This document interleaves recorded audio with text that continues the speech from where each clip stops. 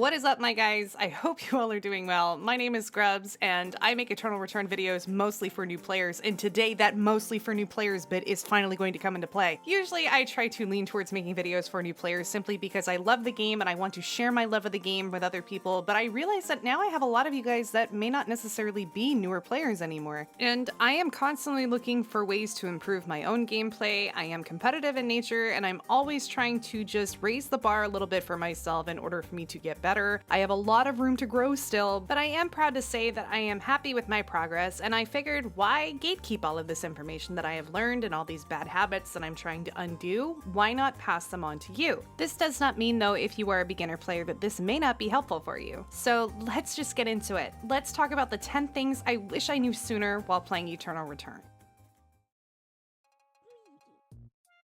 So in one of my videos early on, I talked about the fact that you should try to learn as many characters as possible, and I think that I did a really bad job of explaining that. I don't mean that you should go and learn all of these different characters to a high level of skill. I mean that you should really understand what to look out for when facing those characters, specifically understanding what about their kit makes them a threat, and also understanding what playstyle it is that kind of is a worrisome feature of that character. For example, Katya plays really far back and it's hard to get in on her. Magnus will come at you and he can be very oppressive and stun you against a wall. And I bring all this up just so I can state a correction perhaps, or something that I wish that I had focused on a little bit differently, and that is get really good with playing at least 2 characters, and if you have to push it to 3 because you like another character, do it, but really keep your character pool very, very short. The biggest thing you want to focus on is being able to clutch out fights with these characters and feel very comfortable in a 1v1 scenario for the most part. Obviously, some characters are going to be outliers. Charlotte, Johann, the type of supports that don't do a whole ton of damage, they're not really going to be the best in a 1v1 scenario. Neither is somebody like 11, because 11 doesn't pump out a lot of damage. But understanding your role within those scenarios and how to get away is also very important. So I say, get really good with playing at least 2 characters, and don't try to push your luck when it comes to learning multiple characters to play at a very high skill level. And if it's really just your bag to be a one-trick pony, then you should do that and not worry about what anybody else says. Learn to play that character, learn to flex with that character, and you will be golden, I promise you.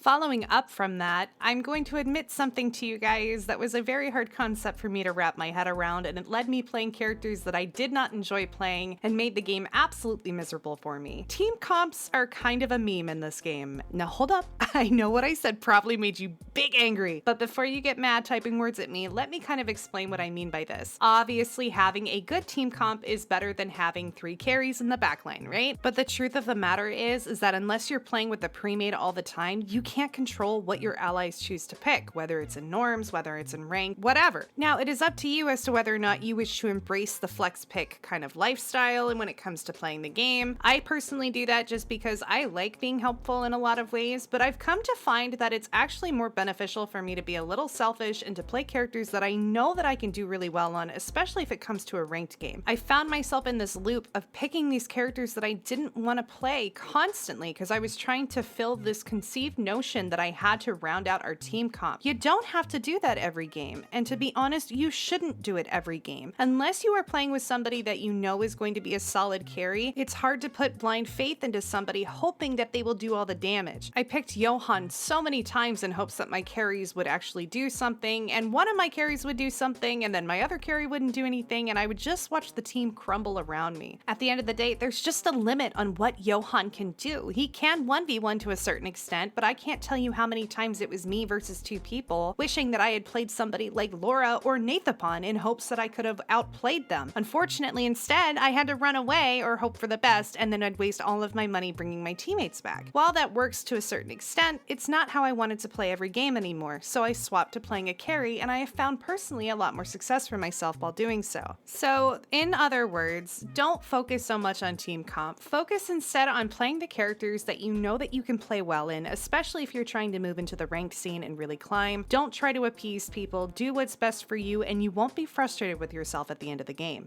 Here's another tip that I wish I understood a little bit sooner. It would have taken a lot of stress off my shoulders, and that is understand that your loadout is a guide at best. You're not going to be able to build it perfectly every single game. If you are playing a very resource-intensive character, and then you have somebody like Nathapon on your team that is also a very resource-heavy character, this can sometimes lead to this awkward power struggle of you trying to greed over items, and sometimes it's not worth doing that and pissing your teammate off and tilting them off the face of the planet. I like to personally step back and go, okay, what can I feasibly downgrade on but still be effective in a fight? And sometimes that goes a lot further than me greeting for that 4 score and pissing them off. Especially when you start to get higher in elo, you're gonna run into people that have pretty big egos that are gonna take whatever resources come their way anyways, and unless you are going to be, you know, stealing everything from them, you're not gonna win that fight. So pick and choose your battles and understand that you're not gonna finish your build to a T every single time, every game when it comes to your gold. It's just not going to happen. And that leads me into my next point. Understand what items are good and what are good alternatives for your character as well. And this isn't just for your character. You should maybe look at it as like a role kind of standpoint. I personally struggle with knowing exactly what items are good when it comes down to the most minute of number differentials. I just am not that type of person. I don't think in numbers that way. But I do understand that a 4-score chess piece is better than a tree chess piece for certain characters, and just right now in the meta, it feels like when I play a tank, I want to opt for a 4-score chess piece if I can get it over a mithril one. Doesn't mean that the mithril one is bad, but I know that if I have Ghost Bride dress, that I am a little bit more effective than having mithril armor depending on who I'm playing. So understand what items are strong and what people are going to be looking for, and that will actually boost your gameplay. I know that if I don't have holy orders by a certain point of the game, that I need to give up on that and I need to probably switch over to making a blood cloak. It is better for me to be smart with the resources that I have available to me at that time to be effective for the next fight than it would be for me to sit there, save my money, lose the next fight, and have to spend that 4-score money on buying my teammates back. It feels bad. It's not a good situation. And to be honest, I ran into it so often, it got to the point where I realized that I was the one that was hurting the team, not the fact that my teammates weren't giving me the resources that I so desperately wanted. Especially if you're already behind, greeting for that 4-score sometimes is the worst option imaginable. So try to be flexible, try to be adaptable, and understand what you can build instead.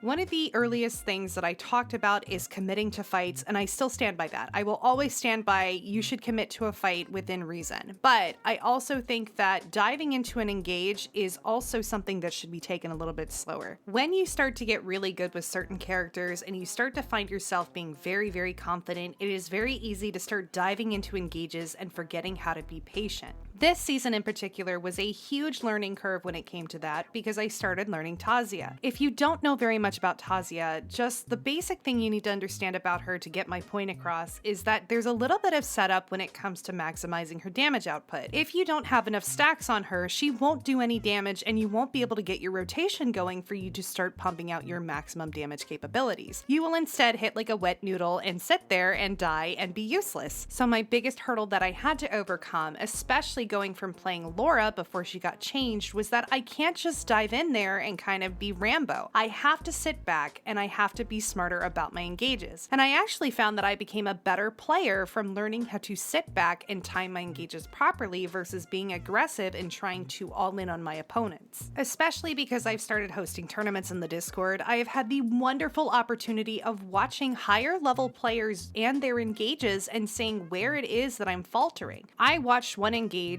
that was brilliant, where they sat in the red zone, healed themselves up, and didn't dive back in immediately. They actually sat and walked around and tried to figure out where would be the best engage for them to get the best element of surprise against their opponents. It seemed like an impossible situation, but they managed to clutch out the game by doing it. And this just doesn't have to be about engages either. Sometimes stepping away and managing your cooldowns properly, especially with a character like Tazia, was a huge learning curve for me. So a little bit of patience really does go a long way in this game.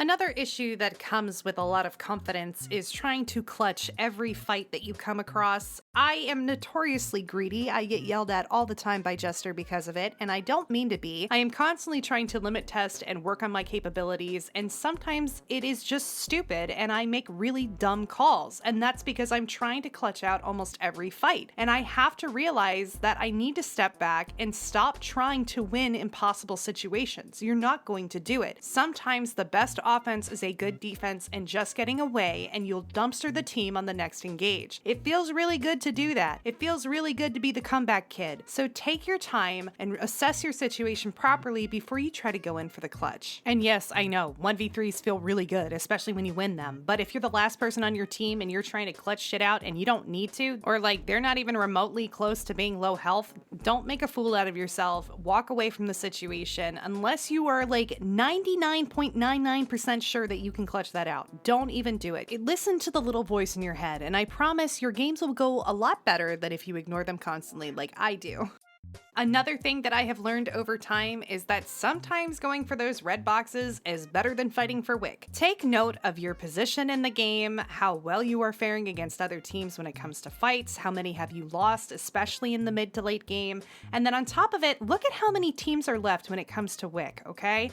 If there are 6 teams alive and you are a little bit behind, going and fighting wick line is probably not the best call. Now, if you get your red boxes and you notice that wick is still wandering and nobody is fighting her, there may be the potential for you to sneak a wick line because other teams are fighting it out over wick line and she has moved on from the area they started their combat in. Now that's funny. Take wick then. But other than that, read your situation and understand that wick line is not the end all be all, and if somebody else does get wick line and a few teams went out, that's actually a great position for you, and you can just wait out the wick buff, understand where wick went down, and try to avoid those areas as much as possible. Give yourself some space and wait that buff to go out, and then you can come back and try to fight the team if you need to.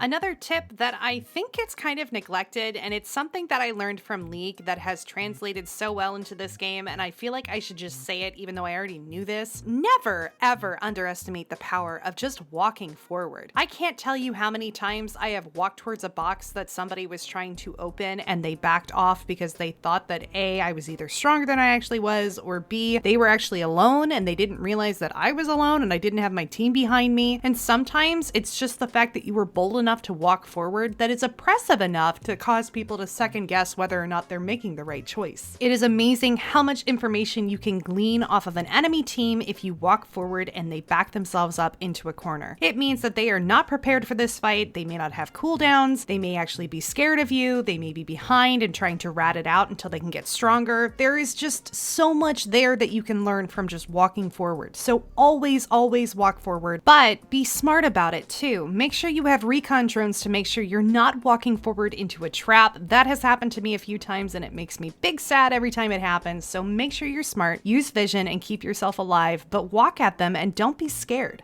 Another thing that you should be comfortable with, especially if you've been playing for a while, and a good tip for people that may not be as experienced and are still a little bit on the greener side, try to engage in fights often before day 3. You want to get that mastery level advantage and you want to start your snowball pretty early. And the chances of all 3 of you wiping before the respawn stop happening is pretty low. I mean, try to pay attention to what's going on with your teammates before you engage in a fight, obviously. But the worst that happens is you lose the fight and you go and you try again on the next one, or you group up with your teammates and you try to be aggressive from then on out. I mean, if you lose, and then you move on to the next game, and that game just wasn't meant to be. And that's just kind of the nature of the beast, unfortunately, when it comes to these battle royales. It's gonna happen sometimes. You're gonna go out 8th and it's gonna feel not good. But also trying to shy away from the problem and fear of that is not gonna help you improve as a better player. And to be honest, you should understand what your damage capabilities are very early on in order for you to be effective, and will honestly make you a better player in the long run.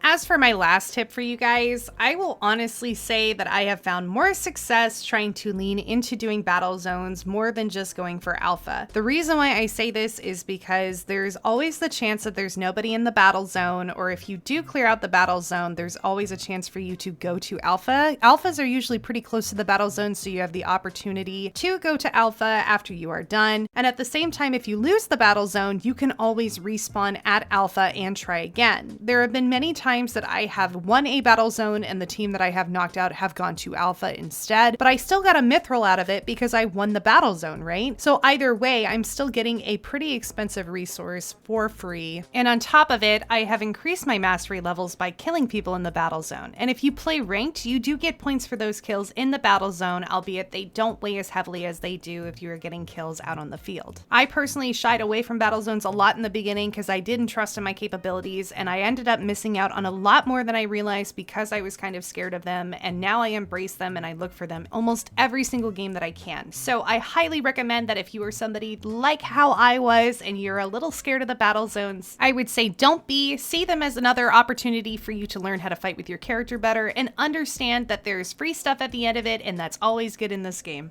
And that is it, my guys. Those are my tips that I have kind of learned in the 7 months that I have been playing this game. I am still very green in some areas, especially when it comes to items and certain matchups. I still have a lot to learn, but with progress, I have learned a lot of stuff, and I always want to share it with you guys because I love this game and I want you guys to love and thrive in this game too. So I hope that was all helpful for you and that it gave you a different mindset for you to think about how you can approach certain situations and just helpful things to keep in the back of your mind as you're playing the game. So if you enjoyed the video, please consider giving it a thumbs up. If there is something I might have missed or something else you want to add on top of all of these tips that I've put into play, please feel free to share. I'm sure other players would love to hear your input as well. As always, the link to my Discord will be down below. It is specifically for ER players to find other ER players and to help out beginner players, as well as take in these veterans that are willing to help out the newer players. We have weekly in-house custom games as well as a monthly tournament, and if that sounds interesting to you, then maybe you should consider joining us. If you enjoyed what I had to say and you want to see more from me, you can hit that subscribe button. I also have playlists available if you are a newer player trying to learn more information about the game, so go ahead and check that out. And yeah,